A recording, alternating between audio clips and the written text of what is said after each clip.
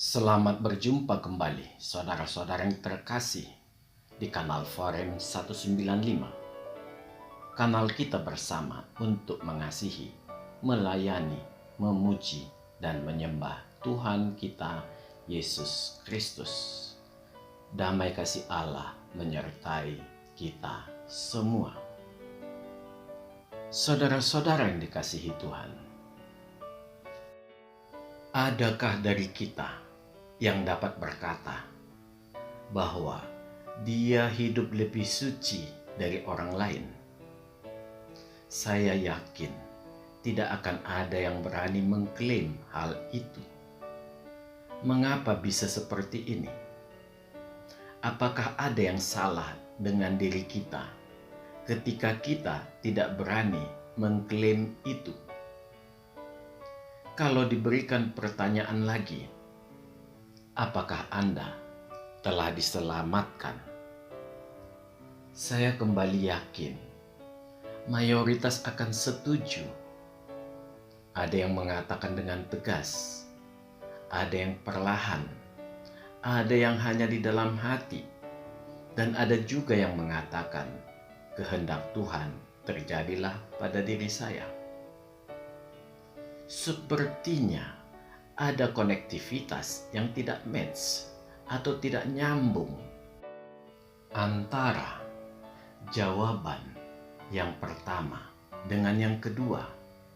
Padahal kedua pertanyaan itu sangat terkait erat.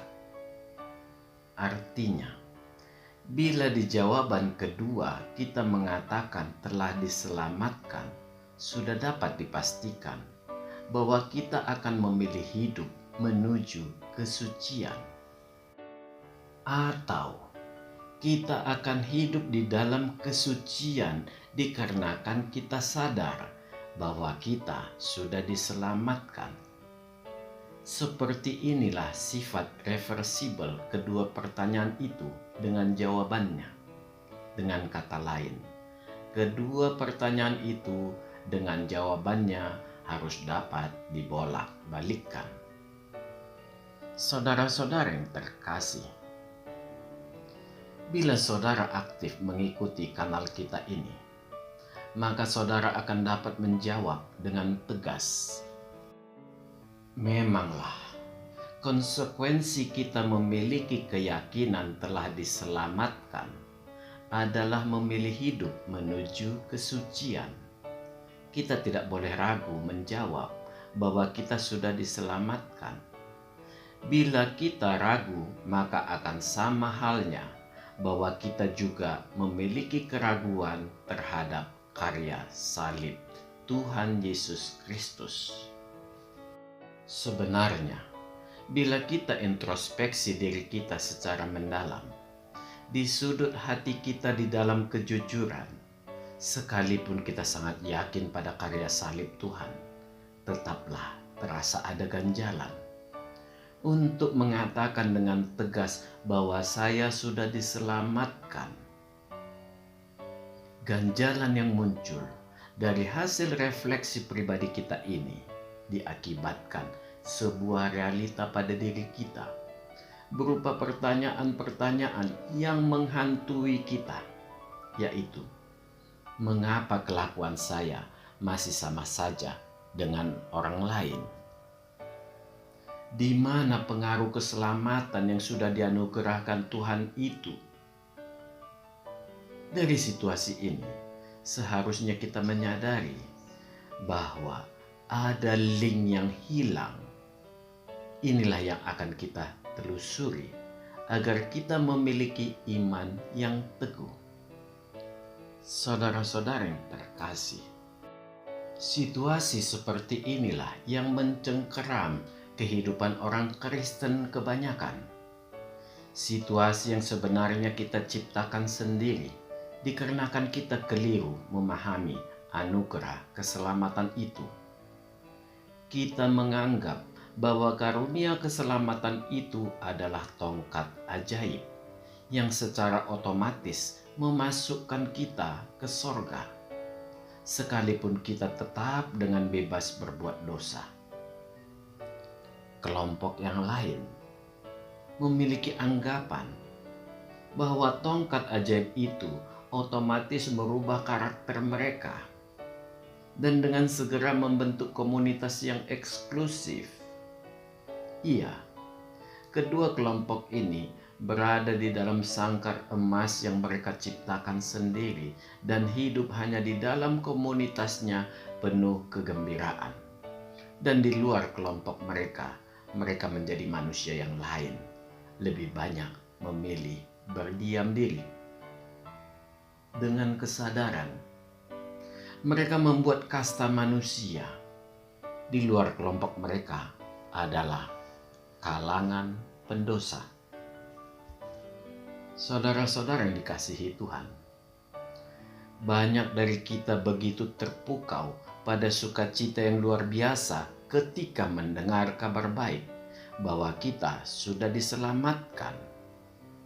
Sehingga yang sering terjadi, karunia keselamatan itu hanyalah euforia semata. Dan bila kita kembali ke alam nyata, semua berantakan konsep kasih karunia itu. Mengapa saya mengatakan konsep kasih karunia? Ya, itulah yang kita lakukan baik secara sadar ataupun tidak, di mana kita menempatkan kasih karunia itu bagaikan tiket tol ke sorga, tanpa memahami bagaimana memegang erat-erat tiket tol itu supaya tidak hilang dicuri iblis. Iya, dicuri iblis. Kita melupakan nasihat Rasul Paulus agar tetap menjaga keselamatan kita dengan baik. Dia meminta kita selalu waspada. Dengan demikian, tidak terjadi sebuah peristiwa di mana kita begitu terlelap dalam euforia, padahal kenyataannya keselamatan itu sudah tidak ada di dalam diri kita.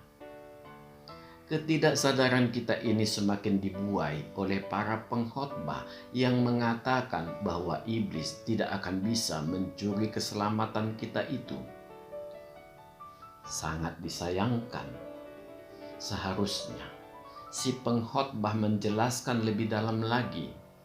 Memang itu tidak akan terjadi sepanjang kita tetap berada di pokok anggur Tuhan. Dan dia harus meneruskan. Kita sebagai ranting di pokok anggur itu harus berbuah. Bila tidak, maka kita hanyalah ranting yang tak berguna yang dimasukkan ke dalam perapian. Memanglah tidak mudah menjadi pengkhotbah. Diperlukan menyelami Alkitab dengan sangat dalam. Saudara-saudara yang terkasih, dari seluruh video kita memahami bahwa Tuhan itu ketika melakukan sesuatu tidak pernah tanggung-tanggung, selalu menyeluruh atau komprehensif dan tuntas. Karya salib adalah jalan yang ditempuh Tuhan untuk mengembalikan citra Allah dari seluruh ciptaan Tuhan. Iya, seluruh ciptaan Tuhan sudah kehilangan kemuliaan Tuhan, atau seluruh ciptaan Tuhan tidak mampu lagi memantulkan cahaya kemuliaan Tuhan. Semua dikarenakan dosa awal yang dilakukan Adam dan Hawa. Kita harus mengingat ini. Bukan iblis yang menjadi aktor utama di sini, melainkan kita manusia. Jadi, clue pertama kita adalah jangan mengkambing hitamkan iblis. Semua yang ada di hadapan kita adalah pilihan-pilihan hidup. Dosa inilah yang menjadi target utama Tuhan, sehingga firman Tuhan berinkarnasi menjadi manusia Yesus Kristus untuk menyelesaikan hutang dosa manusia itu. Inilah inisiatif Allah untuk menyelamatkan seluruh ciptaannya. Iya, memang Tuhan harus menebus dosa itu. Karena Dosalah penyebab rusaknya seluruh ciptaan Tuhan, sehingga tidak mampu lagi memantulkan cahaya kemuliaan Allah dari seluruh ciptaannya.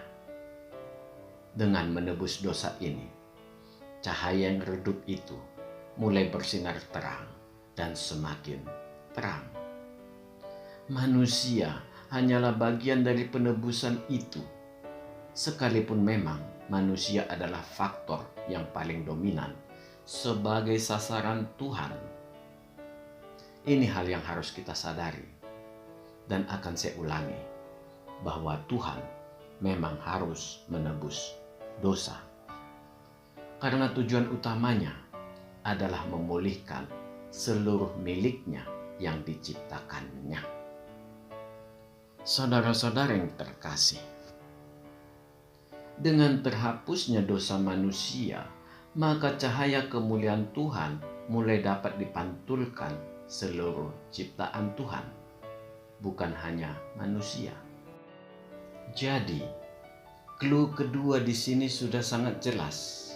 Dosa itu sudah dihapus Tuhan 2000 tahun yang lalu. Inilah nubuat Allah Yahweh secara langsung dan telah digenapi Tuhan Yesus Kristus. Konsekuensinya, seluruh cara hidup kita berdasarkan perjanjian yang lama digantikan Tuhan dengan cara hidup berdasarkan kasih karunia Tuhan. Bacalah Alkitab dengan sepenuh hati, karena penjelasan Tuhan sangat tegas di situ. Sekalipun demikian, kita tetap tidak boleh gegabah, karena Tuhan tetap menghargai dirinya terhadap seluruh ciptaannya. Artinya, keselamatan itu telah disediakannya, tetapi respon kita diperlukan, dan respon ini adalah pilihan hidup kita. Inilah konsekuensi dari sebentuk ciptaan yang sempurna. Saudara-saudara yang terkasih, konsekuensi lanjut dari sikap Allah dengan menganugerahkan keselamatan ini adalah Dia tidak mengingat-ingat dosa manusia lagi. Artinya, dosa tidak lagi menjadi bahan pertimbangan bagi manusia untuk masuk ke sorga. Disinilah link yang terputus itu, dikarenakan kita keliru memahami makna kasih karunia keselamatan. Bahkan bisa mengakibatkan kita tetap hidup seenak perut kita dengan alasan keselamatan telah tersedia. Kita mengabaikan begitu banyak ayat Alkitab yang harus tetap sebagai fokus kita. Sebagai contoh, kita bisa mengambil dari Matius 5 ayat 48, Matius 19 ayat 24, dan banyak lagi pengajaran Rasul Paulus dan Yakobus yang memperlihatkan bahwa iman kita setelah diselamatkan itu harus berbuah. Bila tidak berbuah, kita adalah pembohong besar, hanya mengklaim bahwa kita sudah diselamatkan. Berhati-hatilah saudaraku semua terhadap pengajar-pengajar sesat yang sekarang begitu marak menjual karunia keselamatan dengan bahasa indah demi mengejar perpuluhan, bahkan mungkin bisa sampai per-50-an dari Anda. Marilah kita membaca dari Matius 5 ayat 48 dan Matius 19 ayat 24 agar saudara semua semakin paham betapa manisnya segala yang dikatakan pengajar-pengajar sesat itu. Matius 5 ayat 48. Karena itu, haruslah kamu sempurna, sama seperti Bapamu yang di sorga adalah sempurna. Mari kita lanjutkan dari Matius 19 ayat 24. Sekali lagi aku berkata kepadamu, lebih mudah seekor unta masuk melalui lubang jarum daripada seorang kaya masuk ke dalam kerajaan Allah. Demikianlah firman Tuhan. Saudara-saudara yang terkasih, yang tidak kalah penting sebenarnya, ada dua hal yang harus kita pertegas dari dalam diri kita. Apakah kita memahami kita sudah diselamatkan, atau kita hanya mengklaim bahwa kita sudah memperoleh keselamatan itu? Untuk hal yang kedua ini, kita benar-benar harus sadar. Karena kurang tepatlah bila kita hanya hidup berdasarkan klaim semata. Dengan demikian, lebih baik kita mengupasnya melalui hal yang pertama, yaitu kita harus mau memahami bahwa kita sudah diselamatkan. Mengapa seperti ini urutannya? Kembali kita melakukan refleksi lagi ke dalam diri kita. Ketika kita mengenal Tuhan Yesus Kristus, terasa ada yang masuk ke dalam diri kita. Semua terjadi berawal dari ketika kita mendengar kabar keselamatan itu yang dilakukan oleh seorang tokoh yang bernama Yesus Kristus. Saudara-saudara yang terkasih, kabar baik yang berupa kasih karunia keselamatan itu terasa terus mengusik diri kita dan memaksa kita untuk mengenal Yesus Kristus. Ajaran-ajaran Yesus Kristus yang dipenuhi dengan rasa kasih kepada Tuhan dan kepada sesama begitu mengena dengan roh kebaikan yang sudah ada di dalam diri kita. Inilah roh manusia kita yang diberi Tuhan berupa hati nurani yang murni. Roh manusia kita mengenal Yesus Kristus karena Tuhannya inilah yang menempatkan Dia di dalam diri manusia sebagai gambar atau citra Tuhan di dalam diri manusia. Tidak mengherankan roh manusia ini dengan bersuka cita menyambut Yesus Kristus di dalam diri kita. Jadi, memanglah tidak bisa kita balik proses itu. Karena Tuhanlah yang memilih kita, bukan sebaliknya. Artinya, Tuhan memilih kita inilah yang harus kita sadari. Dan respon kita inilah yang ditunggu Tuhan. Inilah saatnya kita mengatakan iya atau tidak kepada Tuhan. Ingat, Tuhan memilih, bukan memaksa. Jadi, yang paling utama adalah hidup sebagai follower Tuhan, bukan hanya sekedar cheerleader atau pemandu sorak bahwa merasa sudah diselamatkan. Saudara-saudara yang terkasih, bagi saya pribadi, saya sangat terpaku pada firman Tuhan yang tertulis di Yakobus 4 ayat 17. Marilah kita membacanya.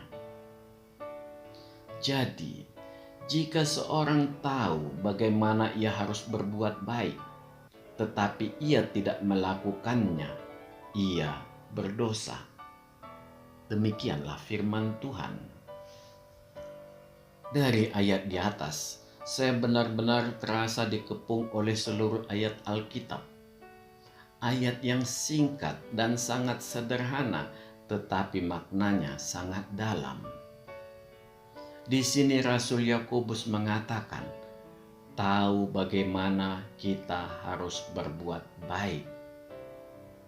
Marilah kita resapi sejenak. Sangat jelas dikatakan, tahu bagaimana kita harus berbuat baik.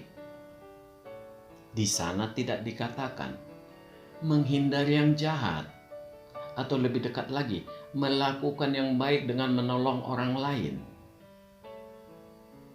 Yakobus 4 ayat 17 ini ternyata menerobos esensi manusia lebih dalam lagi dengan meneropong pikiran kita. Sebagai contoh, ketika saya melihat piring kotor, saya tidak mau turun tangan mencuci piring itu. Ternyata, ketika saya tidak mau melakukan itu, hal yang baik itu, saya sudah berdosa. Mungkin kita menjadi merinding betapa sadisnya Tuhan. Hal remeh-temeh juga bisa menghasilkan dosa. Betapa mengerikan. Disinilah keunikan Tuhan kita. Memanglah, Dia tidak peduli akan dosa-dosa besar dan dosa-dosa kecil. Karena secara prinsip, secuil apapun dosa kita, kita tidak layak memasuki rumah Tuhan. Saudara-saudara yang dikasihi Tuhan, memanglah standar memasuki sorga Tuhan sangat tinggi, sebagaimana dari ayat-ayat yang sudah kita baca tadi. Dan memanglah kita tidak akan pernah mampu, dan lebih tepat kita katakan tidak layak memperoleh itu. Yakobus 4 ayat 17 ini memperlihatkan sebuah standar yang hanya terjadi di dalam skala pikiran kita, yang belum terlihat di luar diri kita. Dari sini sangat jelas, memang manusia lain dapat kita bohongi, tetapi tidak demikian dengan Tuhan. Dan ayat ini menuntut kita untuk mulai melakukan pembenahan pikiran kita. Dan itu baru bisa berjalan dengan baik bila kita menjadi follower Tuhan yang setia. Kata setia inilah kunci perubahan iman yang berawal dari bentuk karunia roh, yaitu percaya atau belief, menjadi buah roh, yaitu kesetiaan atau faithful. Dengan berserah kepada Tuhan di sepanjang hidup kita, betapapun sakit hidup kita di dunia ini, semua tidak akan pernah sia-sia. Di akhir hidup kita, kita semua akan memperoleh mahkota kehidupan. Iya, kita semua yang hidup di dalam Tuhan akan memperoleh itu. Karena kita semua menjadi pemenang. Hidup ini bukanlah pertandingan melawan sesama, melainkan saling tolong-menolong dan saling menguatkan demi memperoleh mahkota kehidupan. Saudara-saudara yang dikasihi Tuhan, kita bersama-sama terseok-seok meraih tangan Tuhan, dan itu tidak akan pernah teraih oleh kita. Dan semua ini diketahui Tuhan. Dia melihat kesungguhan hati kita.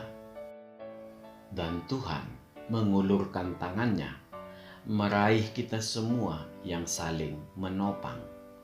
Karena Tuhan ingin agar kita semua memperoleh mahkota kehidupan itu. Karena itulah Tuhan akan melayakkan kita untuk melalui Matius 5 ayat 48 serta Matius 19 ayat 24. Semua kemustahilan itu dibuat Tuhan menjadi bisa. Inilah kasih karunia itu, dikala Tuhan menyempurnakan kita seperti Bapa, dan unta sebagai perlambang dosa kita itu sudah dilupakan Tuhan. Masihkah Anda memiliki keyakinan untuk menjadi pengikut Tuhan Yesus Kristus yang setia? Jangan Anda harapkan bisa Anda lakukan dengan mudah. Karena Anda harus menyiapkan baskom air dan kain lap yang merupakan identitas seorang pelayan. Sebab hanya dengan kerendahan hatilah kita mampu membuka gerbang hikmat Tuhan. Karena itulah yang dikehendaki Tuhan. Alkitab akan semakin terang benderang bagi kita, dikarenakan diterangi cahaya lilin dari Allah. Amin. Selamat menjalani Kamis Putih, Jumat Agung, Sabtu Sunyi, dan Paskah. Tuhan memberkati kita. Marilah kita masuk ke saat teduh sejenak.